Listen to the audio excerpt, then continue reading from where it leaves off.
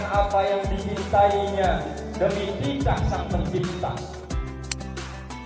Sebab pengorbanan Nabiullah Ibrahim bukanlah sekedar sejarah, melainkan pesan abadi tentang bagaimana menempatkan Allah Subhanahu wa Ta'ala di atas segala-galanya.